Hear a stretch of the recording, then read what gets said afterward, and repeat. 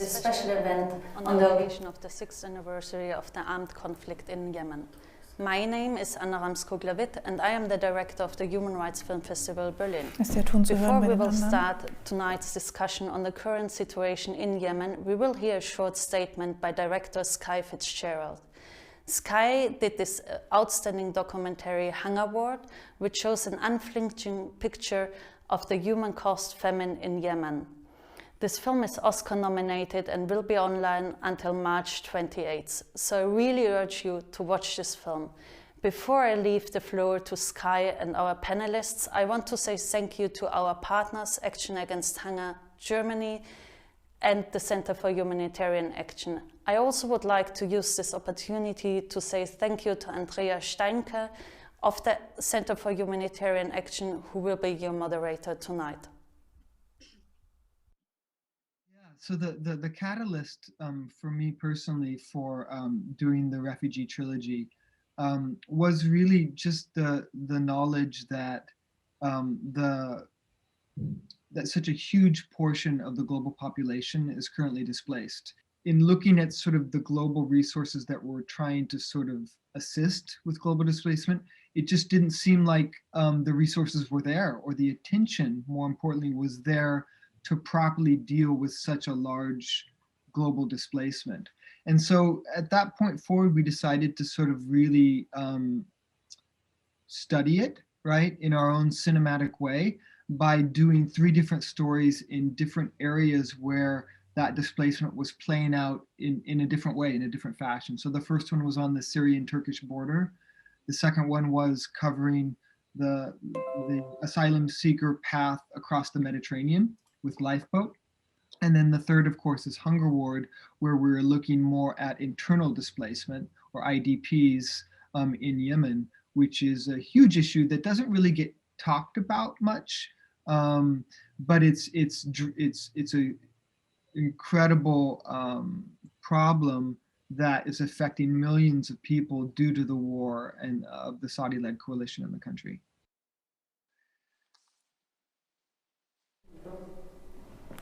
Hello and a warm welcome to tonight's event for everyone watching on the several channels. I wish there would be a more joyful occasion for us to meet this evening, but unfortunately tomorrow marks the 7th year anniversary of the war in Yemen. The UN has declared the situation in Yemen the worst humanitarian crisis to date. At least 2/3 of the population in Yemen depend on humanitarian assistance. 60 million people will face hunger and half of the children under the age of 5 are already malnourished. This is a fact that has been transported and portrayed in the documentary Hunger Ward that we have just seen Skye Fitzgerald talk to that. The movie is available online at on the website of the Human Rights Film Festival Berlin until Sunday.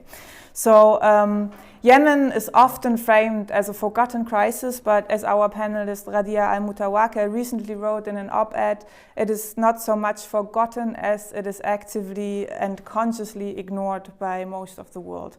Today we will try to do justice to that fact, and by trying to not being ignorant and discuss the current situation in Yemen and the political opportunities and obstacles to change the situation. To do so, we have invited 3 very distinguished guests. Allow me to introduce them briefly. So we have Radhya Almutawakel. She is the co-founder and chairperson of the Mwatana Organization for Human Rights in Yemen. Secondly, there's Willow Rook, the Deputy Country Director in Yemen for the NGO Action Against Hunger, as well as Ambassador Ekkehard Brose, the President of the Federal Academy for Security Policy in Germany. A short disclaimer from our side: none of the panelists speaking is attributed to the film or statements made in the film. My own name is Andrea Steinke. I'm a research fellow at the Center for Humanitarian Action here in Berlin. in Germany. It's an institution brought to life to bridge the gap between research and practice, between talk and action, literally, and I will try my best to live up to that tonight. I will give everyone a proper introduction upon their first appearance. For your orientation, we have round about 60 minutes. For the better part of that hour, I will engage in a discussion with the three panelists. Towards the end, we will also include questions from the audience, so please don't hesitate to use the chat for questions, comments and statements, and we will try our very best to channel that into the discussion. So let's start with the first round of questions on the situation in Yemen, past and present. First, I would like to invite Radhya Almutawakel. She is a human rights defender and the co-founder and chairperson of the Yemeni organization Mwatana for Human Rights, an independent organization working to defend and protect human rights in Yemen. Almutawakel and Mwatana's recent work has focused on documenting human rights abuses by all parties to the current conflict in Yemen. With her expertise, she has briefed the UN Security Council, the European Parliament and the United States Congress on the situation in Yemen in the recent years. She was recognized as one of Times Magazine's 100 most influential people in 2019 and has been given numerous human rights awards. And last month, Mwatana, the organization that she chairs, was nominated for the Nobel Peace Prize. So it's an immense honor to have you with us tonight.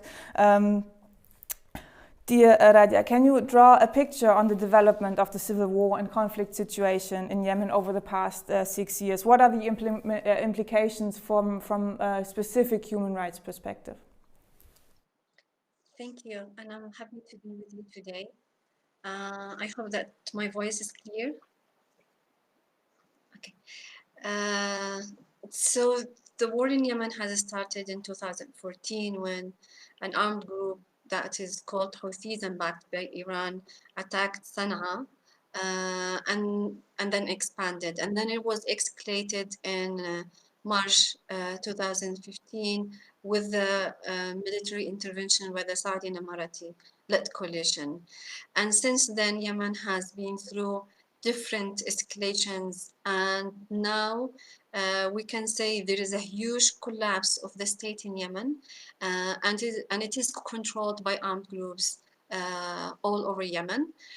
So I don't know if the problem that we cannot call Yemen like a civil war, because we have different dimensions of the war in Yemen. We have the local groups, but we also have the regional groups like the Iran, United Arab Emirates and Saudis. So it's also a proxy war. And we have also the international dimension, because there are states like US, UK and France and supporting the Saudi and Emirati-led coalition. So all of these dimensions made the war complicated when it comes to human rights, because it made the violence more, and also it helped each party to the conflict to hide behind their allies. So they think that they won't be handling the legal responsibility of their violations. And the types of violations in this war is just different than any war that Yemen has experienced in the past, because we have these different parties to the conflict, which, as I said, made the violence much more, and also made the types of violations much more, and complicated all the efforts towards accountability. That happened in many levels, because we have been trying to have, for example, an international investigation in Yemen to push for accountability through the Security Council. But having all of these parties to the conflict, local, regional, and international, make it more complicated. Not possible, but very complicated. In spite of this, I keep saying that peace in Yemen is very possible, because there is a balance of weakness between all parties to the conflict, and because they are all failures, and they can be pushed to go to the table.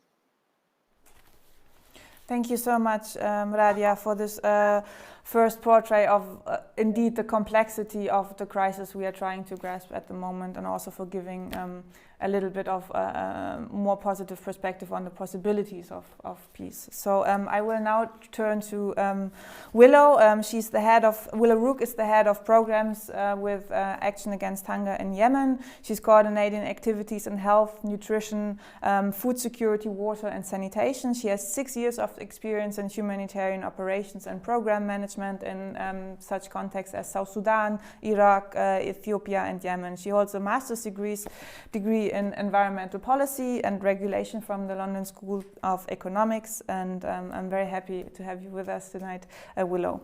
So Hunger Ward was shot more than a year ago, and did the situation in your view in Yemen change in any way, and what is the status quo in terms of the situation of hunger and malnutrition, something that the ACF, Action Against Hunger, is mandated to combat on the one hand, as well as in terms of humanitarian access in the different regions in Yemen?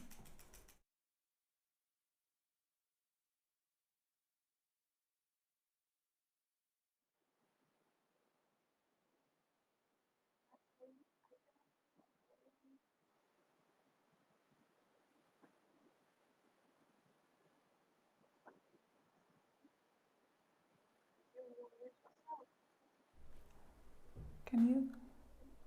Okay. So we will try to fix that problem.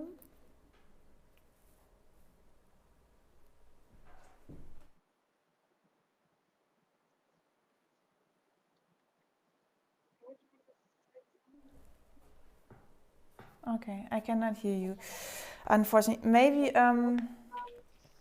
with regards to that difficult situation, we will try to first go to Ambassador Brose and invite him to the stage. I will give him a short introduction as well.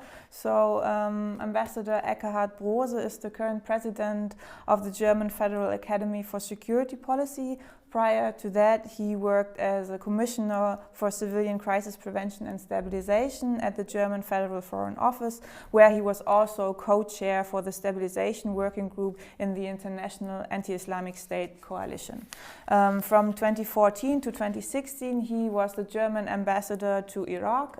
Between 2007 and 2013, he held the position of Deputy Ambassador at the German NATO mission in Brussels, as well as the economic envoy for the German embassy in Moscow. Between 1996 and 2000, Ambassador Brose was deputy head of the Office of the Secretary General of NATO in Brussels. And I think, dear Ekkehard Brose, by profession you have many insights into the inner workings of the international system, as we have just heard.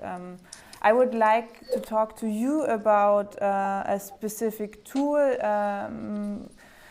brought to life in the international system. So in 2018, the UN Security Council adopted the resolution 2417, which condemned starvation as a weapon of warfare and reiterated the need to ensure civilians have access to food during conflict, and humanitarians also have access to those populations to provide them with assistance. So in your view, why was the adoption of the resolution so important, and what are the challenges to implement it? Yes, good evening, and I'm happy to join this panel, even though you cannot see me. I hope you can hear me well. Yes, I can hear you. I can hear you well. There seems to be a technical problem. I apologize for that. We can hear you. I can hear you well. Okay, I can hear you also. So if the audience can also hear me, then we're all right. Yes? Okay, so I'll try again. Although you can't see me, I hope you can hear me well. I'm happy to join this distinguished panel. Both Radhya and Willow have one big advantage over me. They know Yemen, they spend time there. And I speak about Yemen from a distance, of course, and from a different perspective, therefore. but perhaps the two perspectives can complement each other. You were asking about the resolution which was passed almost exactly to the day 3 years ago. It is an important Security Council resolution because it contains a kind of basic law of humanitarian concerns with a clear focus on breaking really the vicious circle between armed conflict on the one hand and food insecurity on the other hand. As we all know, the Security Council doesn't find it easy these days to agree on anything, so that they were able to agree 3 years ago on this resolution makes that an important basis really for argument, and morally an important basis for all of us. However, as you already indicated, and certainly what Radhya and Willow said indicated, that there's a big difficulty in implementing the resolution. And perhaps I can say a few words about this aspect too. When I watched the film Hunger Ward yesterday, I was obviously struck by the film, but also by one particular quote, which says, "If only the voices of people who are simple and humble could be heard, or would be heard." I think that points to the fact that there's a great chasm between elites on the one hand and the ordinary people on the other. And that, I fear, applies on all sides, the Houthi side as well as the Hada government. And then there is, of course, outside power play. That was also mentioned. Many actors, Saudi Arabia, Iran, the Houthis, US, and others. And if you put all that together, you find that both the resolution that we started to quote from and the efforts of the UN in the human field and in many other fields in the country are relatively weak to combat these strong outside and inside forces. So that makes altogether implementation terribly difficult. Thank you for this insight into the inner workings of the system and also the international entanglements. I would now like to include Radhya again to the discussion and ask her for her specific perspective as a human rights defender. What are the specific human rights breaches that you have seen, or human rights that you have seen violated during the past years of war in Yemen, especially in terms of starvation crimes, but also other human rights violations? Yeah. Maybe the question is, what are the violations that has not been seen in Yemen? So many types of violations has been practiced by all parties to the conflict, like the airstrikes, the ground chilling, landmines, torture, forced disappearance, detention, and many very direct violations that has affected thousands of Yemenis, and also attacks on schools and hospitals and different civilian objects. On the top of all the kind of direct violations, we have the starvation. And I keep saying that Yemenis are not starving, they are being starved. Because starvation in a conflict zone is not a natural disaster. It happened also only because of the attitude of parties to the conflict. Yemen doesn't have to be the worst humanitarian crisis, even among the war, if there has been any kind of accountability. The huge lack of accountability pushed to this disaster. So starvation is there because of the attitude of parties to the conflict. And it was not easy for us, honestly, to document it from a human rights angle, according to the international humanitarian law, because it's not like you can just say the violator, the victim, and the violation itself. To find the link between the three aspects is very challenging. So now and you have to prove the pattern. So the international humanitarian law itself asked to prove the intention. So it make it very common. It's easy to make people starving, but it's not easy to prove it. But we in Mwatana started to document the types of violations that deprive people from the source of income, like the airstrikes on like the farms and water supplies and things that prevent people from access to food. Also, this is mainly by the Saudis and Emiratis, for example, and also landmines that has planted by Houthis that also prevented people from reaching their farms and places where they can have their own source of income, besides all the violations against the humanitarian access. So whenever we talk about the starvation in Yemen, we have to keep remembering that it is a violation, and the only way to face it, it can't be the humanitarian aid, which is very important, but also peace, but not only peace, also accountability. So we need peace and accountability to face the starvation in Yemen, and you cannot feed a nation with humanitarian aid. So the war should stop, and there should be accountability in order to, save lives and to end this kind of violation.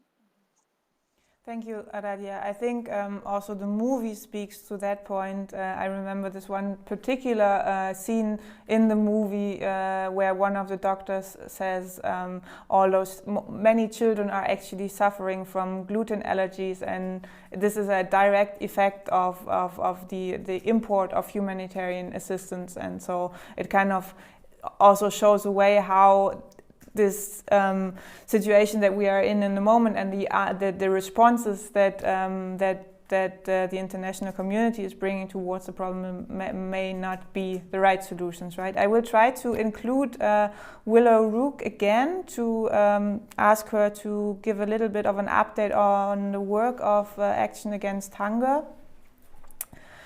Can you hear me now? I can hear you. I hope you can hear me this time. I can hear you. I'm very glad to hear you. Excellent. Maybe we will go one step back to the former question on the situation from your point of view after 1 year has passed since Hunger Ward was shut. So what is the current situation in Yemen from the point of view of an international humanitarian organization? Well, we actually have to go even further back because Hunger Ward was filmed in 2019. So we're going back pre-COVID even. And in 2019, an estimated 15.9 million people in Yemen were facing severe acute food insecurity. And at no point since the start of this conflict has the United Nations officially declared famine. However, pockets of famine-like conditions have been regularly identified since 2018. And this year, in 2021, an estimated 47,000 people will face these famine-like conditions. And right now, there's not only a possibility, but a strong likelihood that this year, Yemen will experience not only pockets, but a countrywide official declaration of famine. So since the events depicted in this film, the situation in Yemen has only gotten worse in terms of the levels of hunger and food security. And to date, Yemen remains the world's largest humanitarian crisis as well as aid operation. But unfortunately, in the face of such enormous need, the humanitarian aid in Yemen is consistently underfunded. For this year, donors have pledged only 44% of the $3.85 billion required for the UN coordinated humanitarian response. But of this 1.67 billion that has been pledged, only 10.3% has actually been received. And we are now a quarter through the year. So the impact of these funding shortfalls is felt most acutely by those in need. Last year, in April of 2020, food distributions throughout the country were reduced by half in most of the country due to funding cuts as well as access issues. Similarly, a lot of NGOs, including Action Against Hunger, had to reduce support for health and nutrition facilities, which left health workers without payment, and it impacted stocks of drugs and medical supplies. And this all during the year when COVID swept Yemen as well as the rest of the world. At the end of 2020, I visited one of the stabilization centers, just like those depicted in the film, where ACF supports. And there was a wait list of 24 children. That means that 24 children were sent home to wait and potentially to deteriorate and possibly die, to receive life-saving care for malnutrition with complications because of these aid cuts and because of the conflict. As was just said, it's important to recognize that malnutrition doesn't exist in a vacuum. So it's not just about food, inadequate access to water, sanitation, hygiene. These are major drivers of communicable disease outbreaks, including cholera, and diarrheal diseases and other health issues can contribute to deterioration of nutritional status. So conflict-related damage to water infrastructure, as well as the reliance on fuel to operate a lot of the pumping networks and water systems, have made water access extremely challenging throughout the country for the entirety of this conflict. The health system has been absolutely crippled both by infrastructural damage and by economic challenges. Authorities across the country don't have the ability to consistently pay health worker salaries. And as a result, only about 50% of health facilities are operational. So between the events depicted in this film and today, of course, was 2020, and the entire world looks very different, not only Yemen, but throughout 2020, Yemen experienced one of the worst economic crises since the conflict began. In the south, the rial depreciated across the year. It ballooned from around 650 to the dollar to above 900 as of this month, which is the highest it has reached since the conflict began. Remittances dried up as a result of the global economic crisis. And considering that in 2019, remittances made up 13% of the GDP, that was a really considerable loss. So circling back to the point of access, it's consistently challenging. Obviously, anytime you're in a conflict area, security is an issue.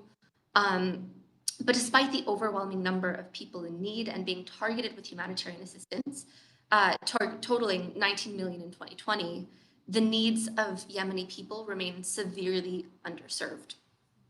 And among the many reasons that the humanitarian situation is not improving are these access issues. Thank you very much, Willow, for providing more context and also for providing some operational insight from the perspective of a humanitarian organization. I would like to invite you again to also say something to our second aspect that we have been addressing.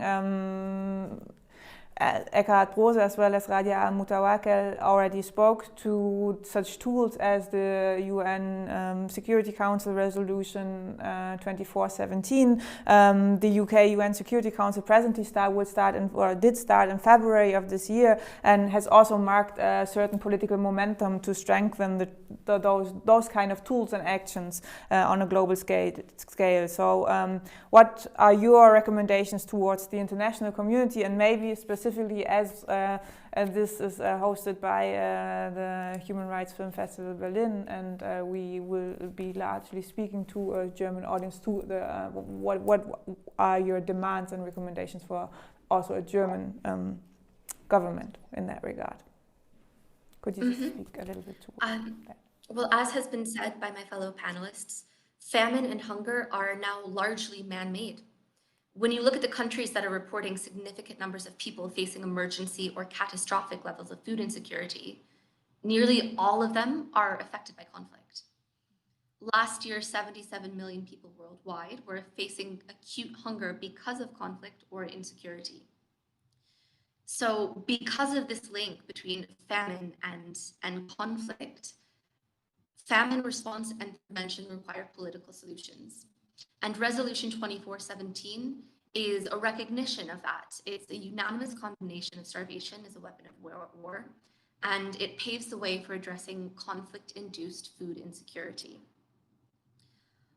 Today, there is an urgent need to raise the political stakes and to ensure that inaction over violations of international humanitarian law leading to food insecurity is not an option. Now more than ever, it's necessary to see that the principles of this resolution come into effect and to break the links between conflict and hunger. Action Against Hunger urges the international community to support action that would lay the groundwork for enhanced anticipatory action and famine prevention. This resolution 2417 must be mainstreamed within existing UN Security Council reporting mechanisms on Yemen.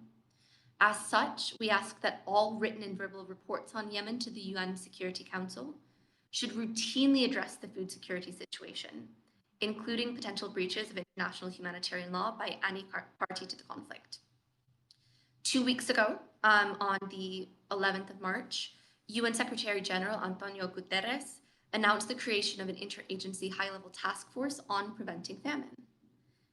We consider it absolutely essential that this task force consider anticipatory action on preventing the risk of famine in Yemen as a top priority, as well as early warning capacities. In the meantime, Yemen needs continuous engagement from the international community to help meet the humanitarian funding requirements. And our recommendation specifically to Germany on Resolution 2417, as well as peace building and stabilization, is that Germany should ratify the 2019 amendment to the Rome Statute, which has already unanimously passed the Assembly of State Parties to the International Criminal Court. This amendment includes the war crime of starvation for non-international armed conflict.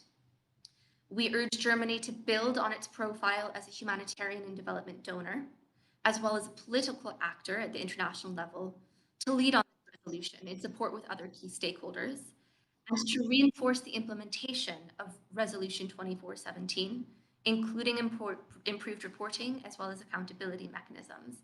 And finally, Germany needs to push for the implementation of the humanitarian call for action and to develop a corresponding work plan, really focusing more on safeguarding the humanitarian space.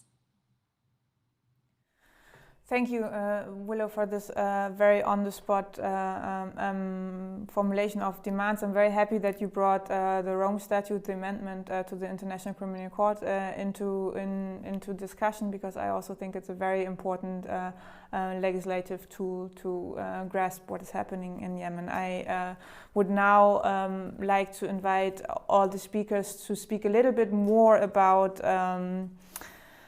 the conflict parties involved and such topics that are sometimes in the subtext, but are very important to framing and grasping the conflict in Yemen. Such topics as arms sales, for example, or international entanglements. I would first like to introduce to invite Radhya again. So we have already heard there are several conflict parties that are involved in what you have called a proxy war instead of a civil war in Yemen. What is your view? How promising do you think diplomatic efforts would be to bring peace to Yemen, or to help advance peace building in the 7 years of this conflict? And what are your specific demands to the international communities with regard to that? Thank you. So I believe that diplomatic pressure, can do a lot. First thing that the international community can push to stop the war in Yemen, like to have a ceasefire all over Yemen and to push all parties to the conflict to go to the table. And beside this, or in parallel of this, you have mentioned the weapons. I keep saying that the minimum that many states can do in Yemen is to stop selling weapons to parties to the conflict in Yemen, to stop being engaged in this financial and political interests that make the whole situation more complicated. But this is the minimum, because the international community can do much more than this. They can, as I said, to help to stop the war in Yemen in general. They can also help to make the situation less miserable by focusing in what is called by the civil society like urgent actions, like to push parties to the conflict, to respect civilians, but also because we are talking about today about the starvation, to push parties to the conflict to solve the problem of salaries. There are thousands of Yemenis, or millions of Yemenis are not receiving their salaries, who are in the public sector since 2016. And this is one of the things that really broke the backs of Yemenis. And it's a political problem that can be solved by parties to the conflict, but they are using even this like a tool of war. So salary is one of the first urgent actions that can be pushed in order to make the situation less miserable, even among the war itself. And beside peace and urgent actions, also I will mention again the accountability. Accountability, when I talk about accountability, I talk about international criminal accountability, like, for example, referring the Yemen situation to the ICC, or opening new mechanisms or tools for accountability through the universal jurisdiction. The accountability can make the situation in Yemen less miserable, can push to peace, and can maintain peace, and can protect civilians in the future if any conflict has started again. So there are many things that can be done in these different levels, and I'm very optimistic with the new approach of the US administration, but also scared if this approach was not taken seriously to the end, and or was not practiced or implemented in a way that helps Yemenis to end this crisis. Radhya, I would now like to invite Ekkehard Brose again in your former capacity as Commissioner for Civilian Crisis Prevention and Stabilization at the Federal Foreign Office, the German Federal Foreign Office. How do you evaluate the protected crisis and the suffering of the population, and also political solutions, obviously, to end this humanitarian crisis? And especially with a German engagement in terms of a coherent and coordinated triple nexus approach, that is the alignment of humanitarian aid, development aid and peace building would be a viable option or approach to tackle this crisis in Yemen from your point of view. I'm very happy to come in, and I hope you can hear me. Yes. Okay. Go ahead. I think we all agree the war needs to stop, and I think Radhya rightly said pressure can do a lot, indeed.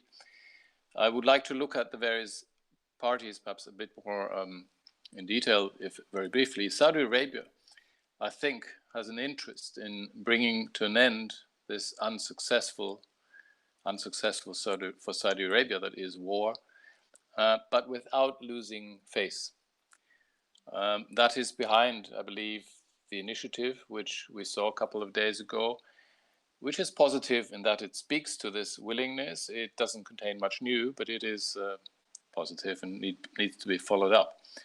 The Houthis, in my view, are interested most of all in ending the blockade of the Hudaida harbor and the Sana'a airport, perhaps more interested in ending the blockade than the war. Iran, which is supporting the Houthis, has an interesting situation because the Houthis give some leverage to Iran vis-a-vis Saudi Arabia. And they are unlikely to give up that leverage easily. Therefore, I believe a settlement of the Yemen question can probably not be reached in isolation. As far as Iran is concerned, other questions will come into the equation, like the JCPOA and other such questions. A quick look at the US, which was mentioned again by Radhya, who said that she has hopes in the new approach. Indeed, Trump tried to maximize pressure on Iran, which meant maximizing support for Saudi Arabia to fight the Houthis, including through huge arms exports. Now, that policy is in the process of being turned around by Biden, who wants to end the war. Tim Lindeking, who's the envoy, the US envoy, was in the area and held talks, and I am likewise hopeful that this presents the most important change recently and a certain window of opportunity indeed for the Yemeni situation. Let me finally say a few words to the German engagement in Yemen.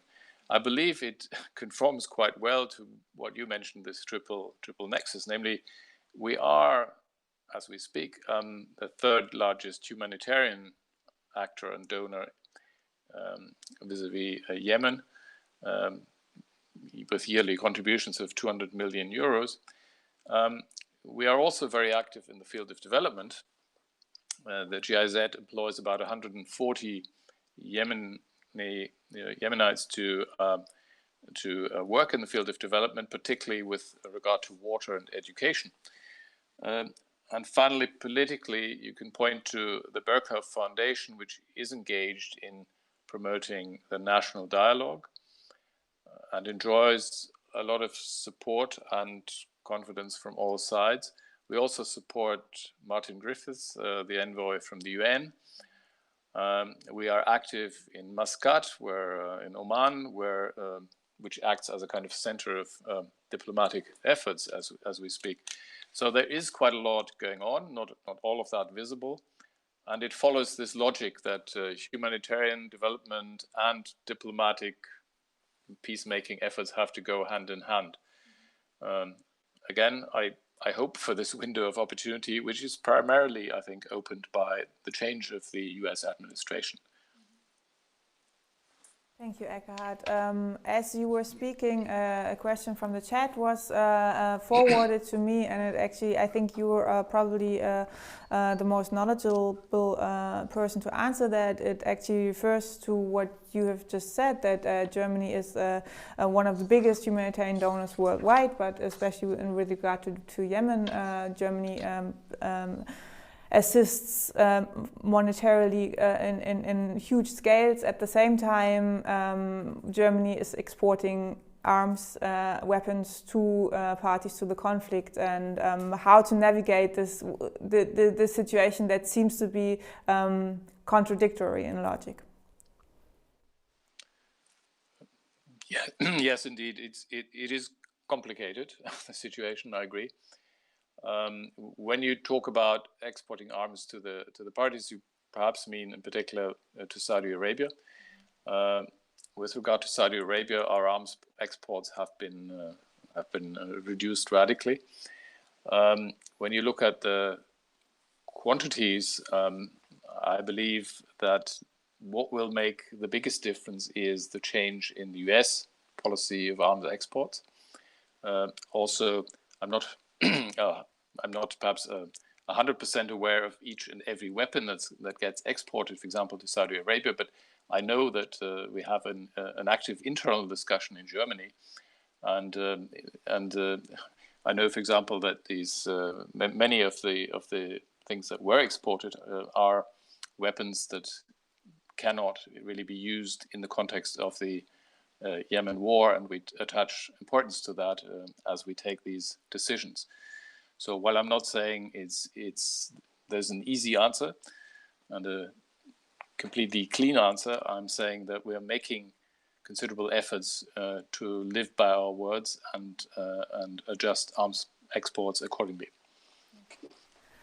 Thank you, because I think it's also especially important as especially in our role as a Center for Humanitarian Action and in our research within the German community as well as worldwide. Germany has this reputation of being an honest broker, and I think building on that would be a good advantage to also face the situation in Yemen. I would like to invite Willow back for a short last statement on this round of discussions with regards to arm sales. Can you elaborate a little bit more on the concrete impacts of the ongoing fighting of your programs in Yemen, as well as how arm sales are a part of the problem, to make it a little bit more tangible for us?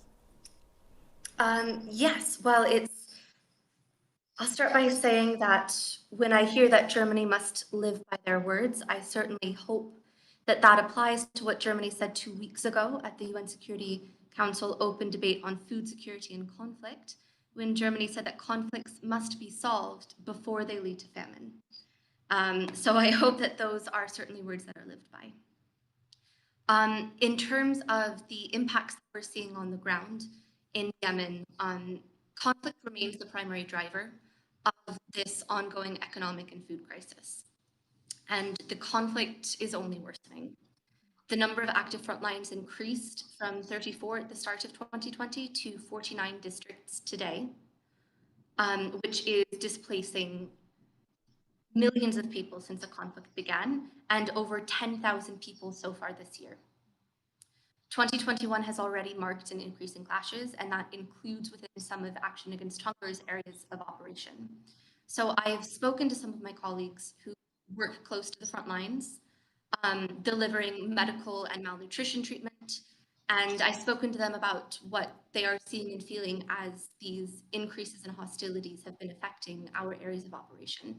And my colleagues and my team have told me about sheltering behind walls when shelling started as they were delivering primary health care. I've heard stories from my colleagues sprinting to vehicles to escape the outbreak of fighting. And then the next day, these same colleagues, they get back in the car and they go out to deliver these mobile services in a different area, trying to provide primary health care nutrition services to people who might have been kept up all night by shelling or fighting. So it just isn't possible right now to safely reach a lot of the areas close to the front lines. And we've had to interrupt some of our mobile and outreach activities. And as a result, many people end up temporarily or for indefinite periods of time effectively cut off from services. Arms sales to parties of the conflict are detrimental to the humanitarian situation, as we see it in three key ways. Quite clearly, they fuel the conflict. They also, two, hinder prospects for a political settlement. And three, arms are arms. They ultimately have dramatic human consequences. So an end to arms sales, as well as the guarantee of neutral, independent, and impartial humanitarian access are of the utmost importance. We call on all governments to put their diplomacy at the service of a political solution to the conflict, prioritizing protection of and humanitarian aid to civilians. The coalition of the current German government foresees a weapon embargo to all involved conflict parties. However, the current embargo is only valid for Saudi Arabia and only through the end of this year. It must be ensured that German weapons do not reach Yemen via other routes, via Egypt, the UAE. And we urge the current and especially the newly elected German federal government to stop arms sales to all conflict parties, to contribute to peace and stabilization, and to ultimately support an end to the human suffering and the hunger of the Yemen population. Thank you, Willow, for being so clear about that and also mentioning the humanitarian principles. And I know it's not always very easy for a humanitarian organization to speak so clearly and to really grasp this role of advocacy. I really appreciate that. I will now try to check if there are any more questions from the audience. I will read it out. Excuse me for this one moment. What is your opinion about the Saudis initiative, which was released a few days ago by the Saudi government regarding the ceasefire? Some of you have already a little bit spoken to that. Maybe I would like to hear more of Radhya's opinion to that, about the possibilities of this particular initiative to be a fruitful way towards peace. Radhya. For sure, it's to call for peace is a good thing, and to have an initiative, and there's also it's a new opportunity can be picked up. But it's like peace is much more than exchanging initiatives through media. This is what's happening between Houthis and Saudis.